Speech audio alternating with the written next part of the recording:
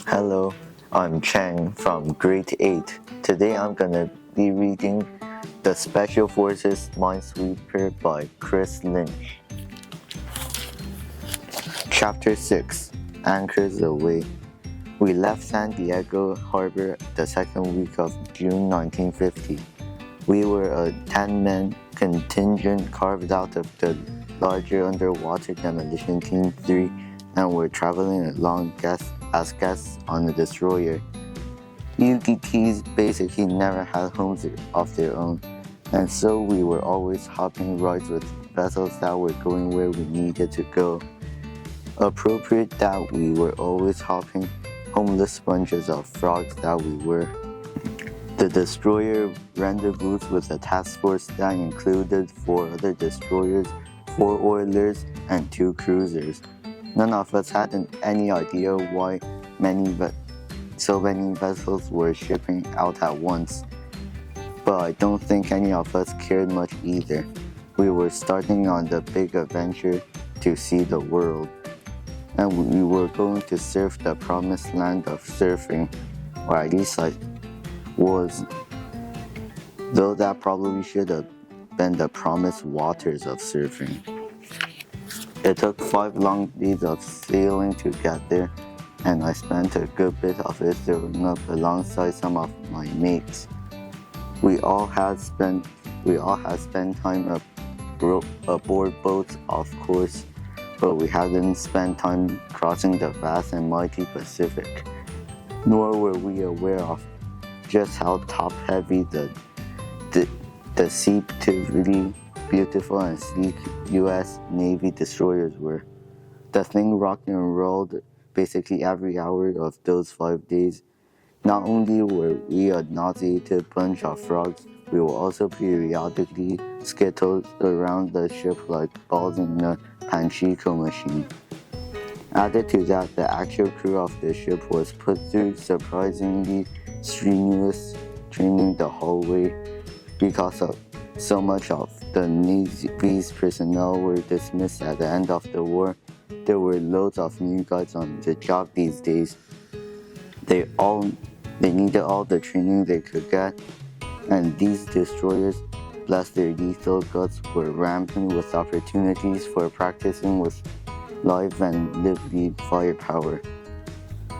The ship carried 6 5-inch 38 caliber dual gun purpose guns in dual mounts, 16 14mm anti-aircraft guns in 4 quad mounts, 2 batteries that fired 20 Hedgehog anti-submarine mortars each, and 5 21-inch torpedo tubes.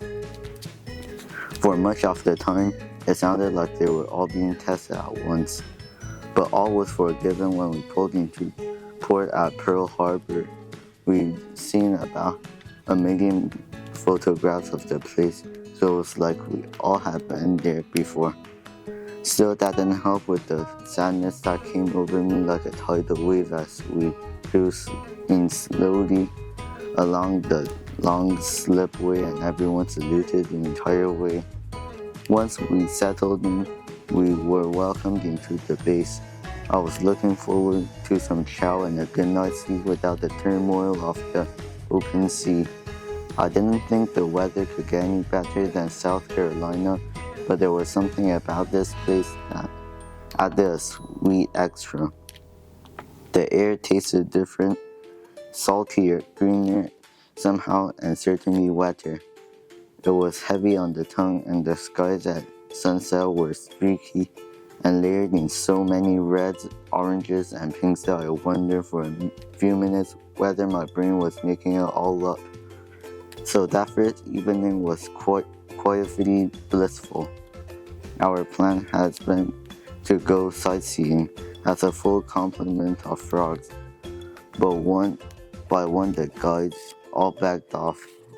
The truth was, I was so legless with fatigue that nothing sounded as thrilling to me as some peaceful sleep. Nothing that was except the thought of tomorrow's trip to Maui. It was as deep asleep as I could ever remember having. 10 hours after hitting the rack, the benefits of being mere passengers rather than crews, we were awakened to all sorts of commotion all over the ship, the moving ship. "What's happening, Lieutenant?" I asked, scrambling to catch up with the guys who were already gathered around him. "We were shipping out men," he said flatly. "We shipped out already," Calavito said. "Then we shipped into the new place. Now we ship back out again," snapped Ravens.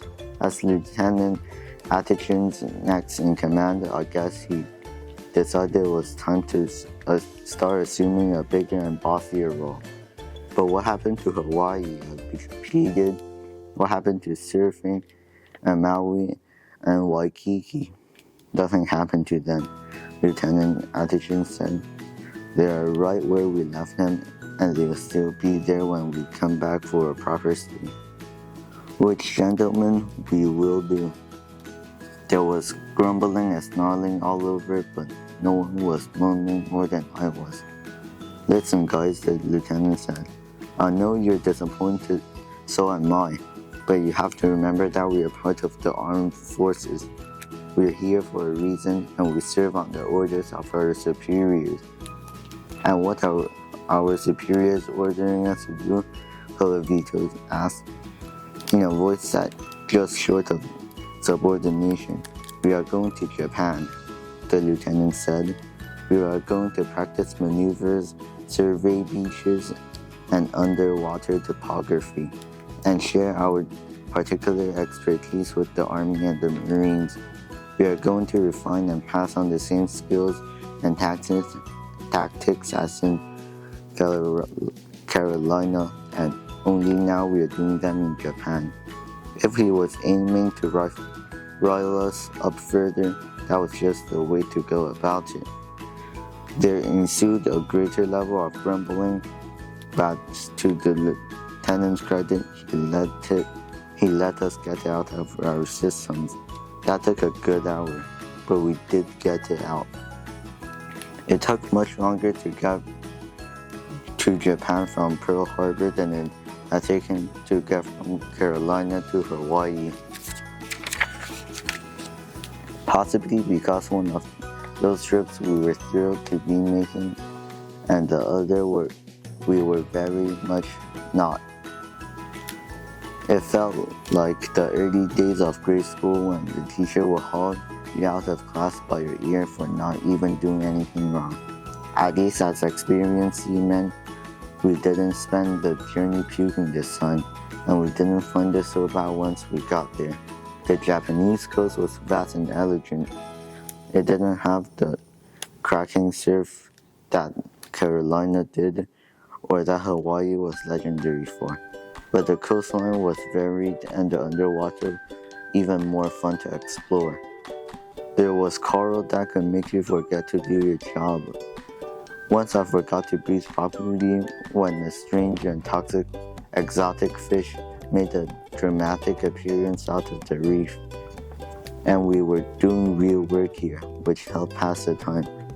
Based in Honshu, the largest of the Japanese islands, we spent about half our time paired up with the Marines who were anxious to tap into our froggy knowledge. It wasn't the worst of duties teaching them how to use the gear, how to navigate and map the seabed, and especially how to blow stuff up. Then, just as this assignment was settling into a routine that felt like a regular 9-to-5 job, except with flippers and explosives, everything changed entirely. "Man," Lieutenant Atkinson said with more seriousness than usual. He leaned over our morning meal with his hands on the flat table. "We have been informed that the People's Army of North Korea just crossed the 38th parallel into South Korea. They've driven the American and South Korean forces rapidly down the peninsula, and the United Nations is formulating a response as we speak. Gentlemen, We are at war.